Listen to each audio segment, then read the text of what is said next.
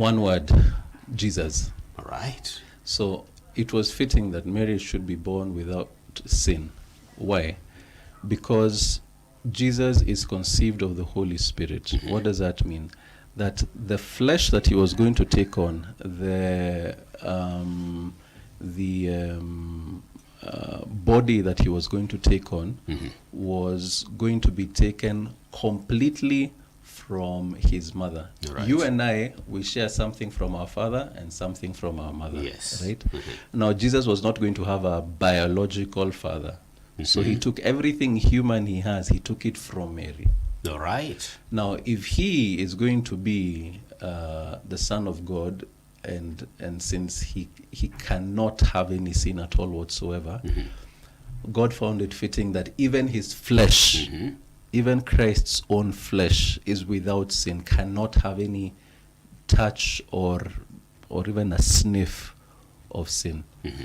And for that reason, if Jesus was going to get his flesh from Mary, God found it fitting that Mary herself should be without sin, so that when Christ takes his flesh from her, that when Christ gets his humanity from her, it is a humanity, it is a flesh without sin. Okay. And I like Patrick, want to add something? Yes, I think Ram has put it very succinctly and very well. Mm-hmm. The only bit I would want to add is as concerns biblical types. Mm-hmm. So, with biblical types is the manner in which God communicates upcoming realities, and we are able to draw back and forth. Mm-hmm. And only a divinely ordained text can be able to do that, because you have it over many years, and then you're saying, oh, this one is a precursor of this one, and the Right. difference in time is maybe even 1,000 years. And we see that when we refer to Our Lady as the new ark, the Ark of the Covenant. Mm-hmm. So there was something very interesting about the Ark of the Covenant that happened when David conquered Jerusalem, and they were moving the Ark of the Covenant into Jerusalem. You're right. If you recall, there was these Levites who had been asked actually by God to be the ones to carry the Ark of the Covenant. But they did not. They put it on some oxen. And then as they were moving, and bulls will roll their shoulders, it was almost teetering over and falling. And then one of them, Uzzah, stretched out his hand and to hold, and he was struck dead. Now, there are many commentators who have commented on this, and one that I like very much talks of this death that befell Uzzah having been because God and sin don't mix. We can already see from the story earlier that they had already started on the path of disobedience, because God had said, you, Uzzah, and your brothers carry the Ark of the Covenant. They did not.